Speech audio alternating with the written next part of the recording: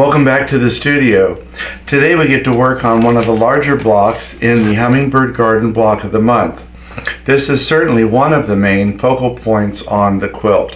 It is a large birdhouse and it has another one of the hummingbirds floating just above the hibiscus, which is climbing up the birdhouse itself. This is the largest block in the set, and you'll see just how quickly even this one goes. I have my background fabric here. I'm just going to go ahead like I always do and give my background fabric a quick press because I don't want any wrinkles in that background when I'm fusing my applique components in place. I don't need any permanent puckers. So I can go ahead and set that aside, and then I can pull out my paper pattern like I always like to do and get that ironed out so there aren't any creases in the pattern itself. Again, I don't want any little pleats in the fabric or the fact that it's wrinkled or elevated to transfer to the image, the actual block, and have me misplace one of my pieces. So I can just use my dry iron the creases out of the pattern and help make sure that when I do place my pieces that I place them all accurately.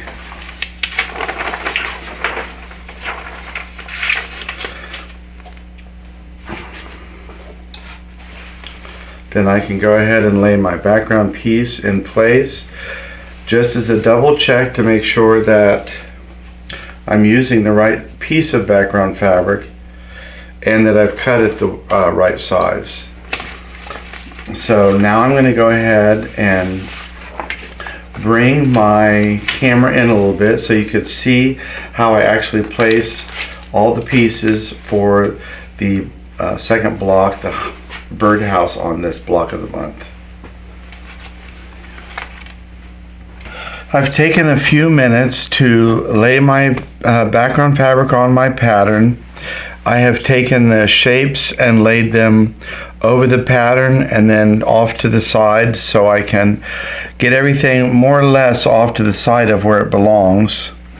And I noticed that I have one piece here that was too long to fit into the bag on its own. So I'm going to go ahead and re-iron that. Now when I do that, it's going to make the Steam-A-Seam 2 and the paper backing stick to each other again. So I'm going to give that a few minutes to cool before I try and peel that paper off. But I want to iron out that crease so that doesn't translate into the finished project. Also, I'm going to be sliding this down as I go, and I'm going to start at the bottom so that I could get this all in the camera. And just that fast, now I can go ahead and peel off the post for the bird cage. And on the pattern, there's a dotted line at the top, which lets me know that that part of the piece goes underneath something else. So I have my post in place. Now I can go ahead and start placing some of these flower components. And it's always nice just to take a second to make sure we have the orientation correct. And I can just start peeling off all of these pieces. Again, remember that these pieces are repositionable all the way up until the point that we fuse it with the iron.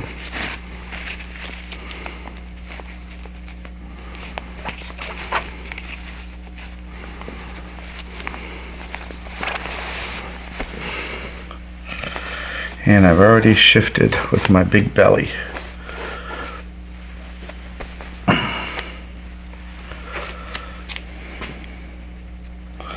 I'll try not to lay on it again. All of these pieces are laser cut and pre-fused with Steam 2. So the fabric selection's picked out. All you have to do is pick your background fabric, and you could easily let your kids or grandkids help. Even before you peel the paper off, they could lay the pieces in place, sort of like a puzzle, and get them laid into the correct orientation.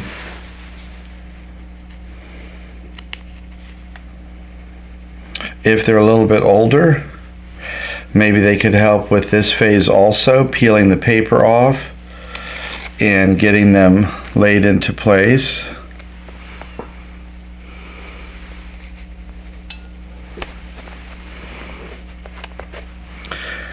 And I like to remember when I'm doing these compound pieces, sometimes you could do these off of the pattern just to make sure that you have them going in the right way. But also, when it comes to the fusing part, we want to make sure that we give the iron time for the heat to travel down through all of these layers. So any of the pieces that have compound sections like this with multiple layers, you want to give that enough time for the heat to transfer through.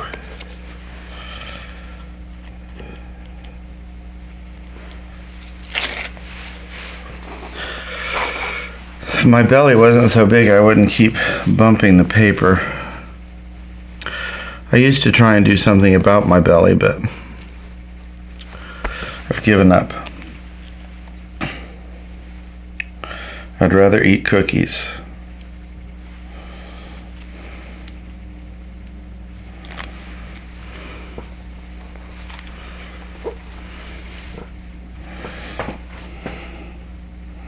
If I was really worried about the placement not being off at all, I could pin the pattern right into my ironing top, and I also could pin the background fabric in place. Or I could utilize some magic tape to make sure that it was staying in place. But I'm really not that worried about it.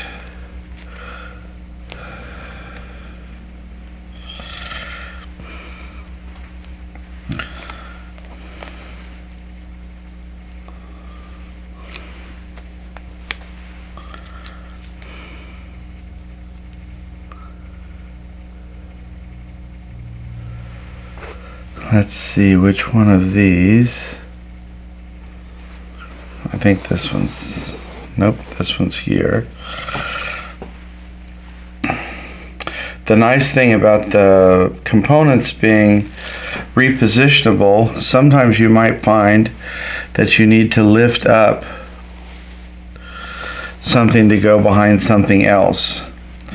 And so that makes it nice when you're able to reposition something.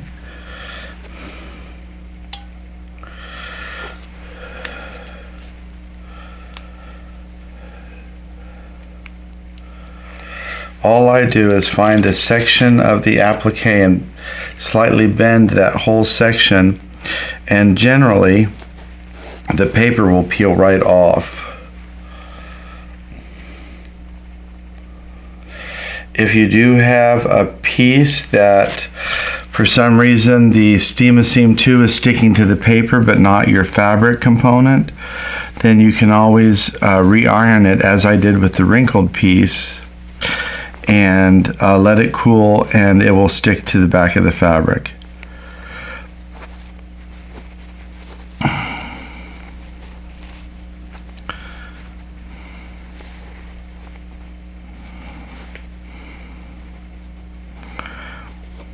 I think this stem is going to have to get tucked underneath there, tucked underneath here.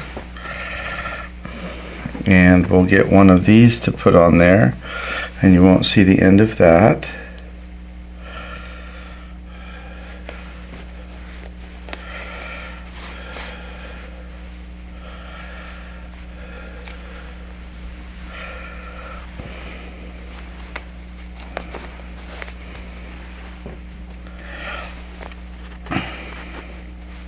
I could tuck this back behind my post.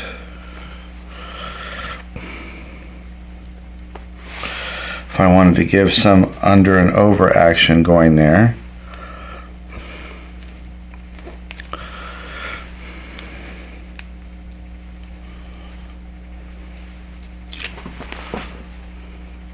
Sometimes I beat myself up over exact placement on some of these little pieces, but I have to remember, once this paper pattern is removed from the back, no one's ever going to know if one of these leaves is slightly shifted to the left or the right.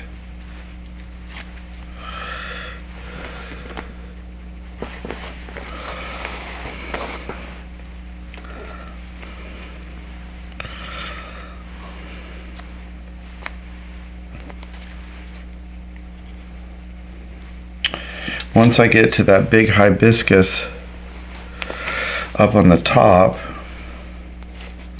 I can show you what I would do if the paper's not coming off the way I like. But we've got just about the whole bottom half finished here.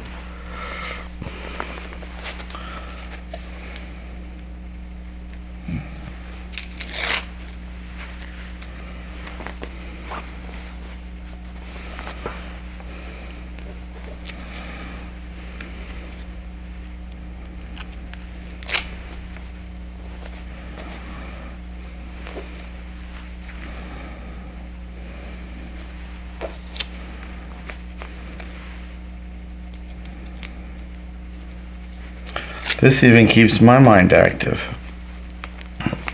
Puzzles for adults.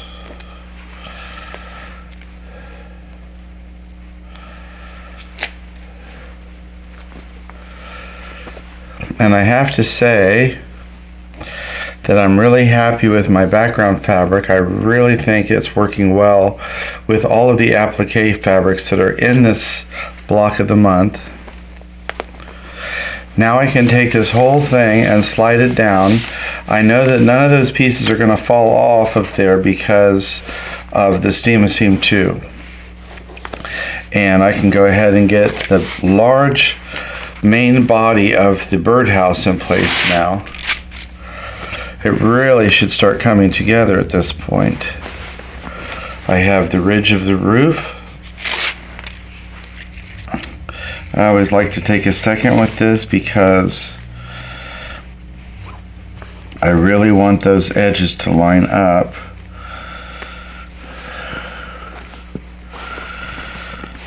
With the edge of the house.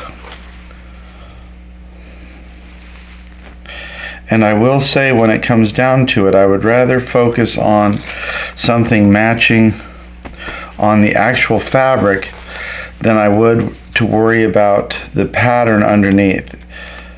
The pattern is going to disappear and won't be with it. So I want the real piece to be where it belongs. And if the paper is a little off because it's shifted, that's fine.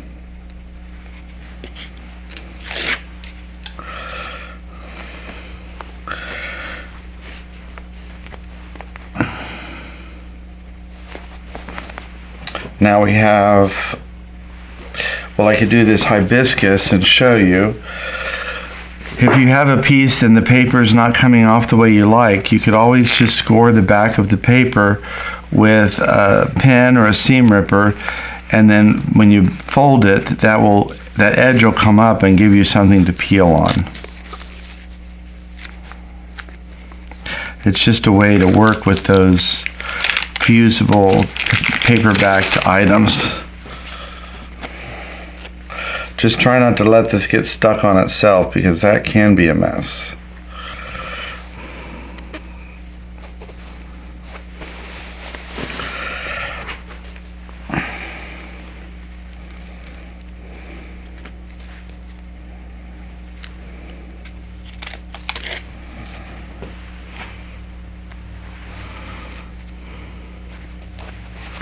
They always do such a good job with the color and fabric selections, making sure that each of these components really pops out.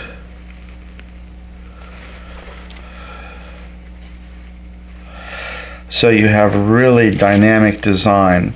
Not just the color, but also the value. Because as they say, color gets all the credit, but value does all the work. And last month I let my hummingbird's eye get thrown away. I had to dig through the trash. So I'm going to try and get my eye on there now, so I don't let that happen again.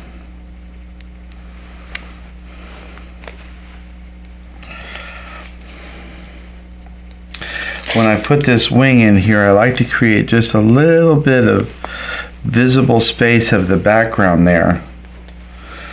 Almost gives it a stained glass look.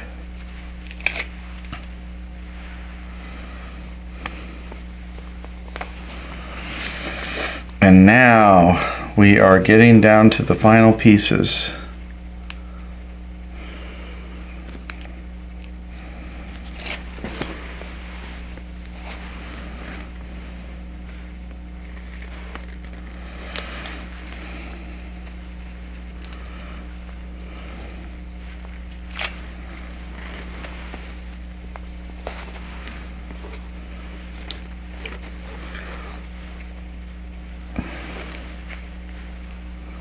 If you're confused about where a piece goes, you can always look at the full color sheet and see which fabric they put in which location.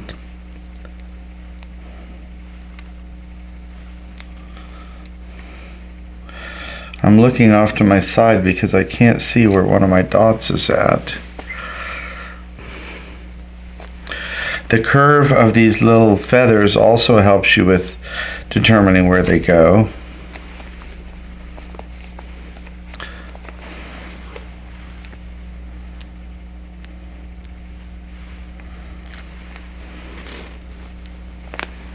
I had that little dot earlier.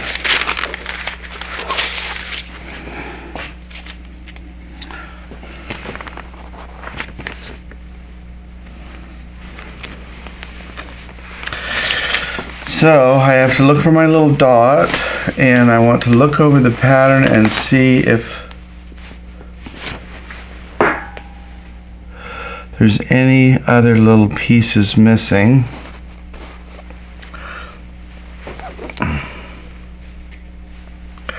There's a leaf that goes there.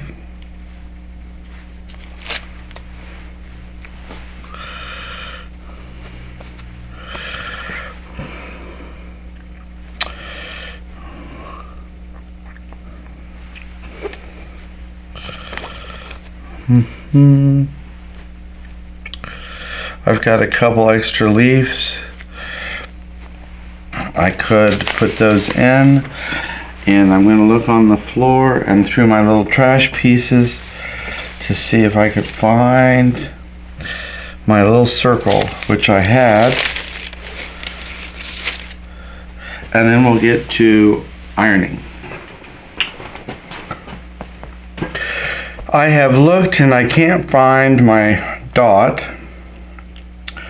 I know I had it because I was trying to decide which one of those places I wanted to put it, but it will turn up. But I will mention, while we're on the topic of a lost or missing piece, if you ever have that problem, you can always message us at support@urbanaelements.com and let us know that something was missing from your kit or damaged, and we'll make sure and get that component to you. I know that I had mine, so it wasn't lost. It's something that I've done.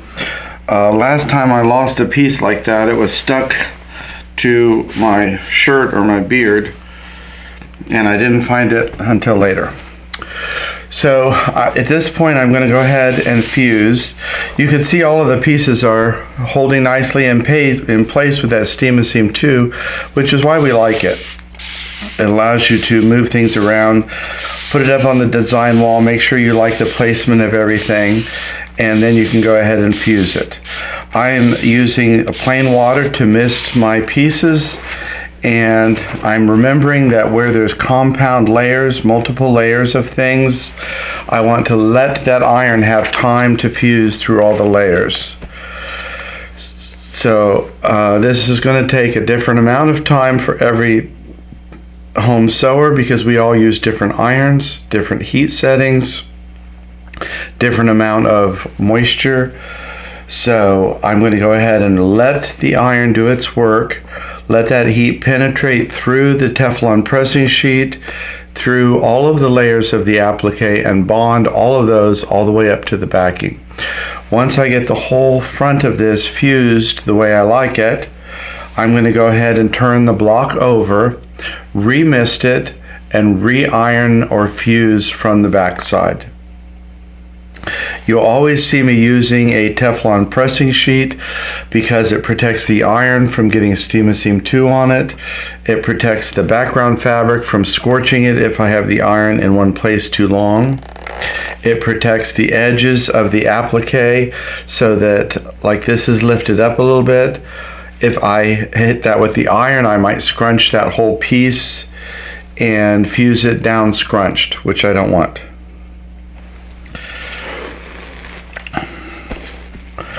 So I love the Teflon pressing sheet. It's something you only have to buy once unless you accidentally use it as a rotary cutting mat, which it wouldn't do because you'd cut right through it. So I'm going to go ahead and finish. This is the boring part for me, is the fusing. But if you do fuse it properly at this stage, it's permanent. Can be washed with no consequence. You don't have to top stitch all the edges. If you enjoy doing that, you could certainly do it. I would try and use a sharp's needle and some colored embroidery thread, like a machine embroidery thread. But we never do our samples with the top stitching. We only quilt through them. And you'll see us quilt this when we get all these blocks together. So I'm going to go ahead and fuse this from the front. I will fuse it from the back, and then we'll bring you back in and you can see the finished Hummingbird birdhouse block. Just like that, we finished the largest block in the Hummingbird Garden block of the month. We have the beautiful birdhouse. I love how the blues really pop against that pale yellow background that we chose. So that wraps up the third month, the third block. It won't be long before we're into another season, and a couple more blocks on the inside, and then we're putting on our borders already. Now once we get the inner border put on and the outer borders, that's when we can do our, I believe it's block 6 and 7, which will be set into the two opposing corners of the quilt. So this is coming along really nicely. I'm glad you stopped in to join us for this quick video tutorial on the Hummingbird Garden, and we look forward to seeing you again next time. Yay.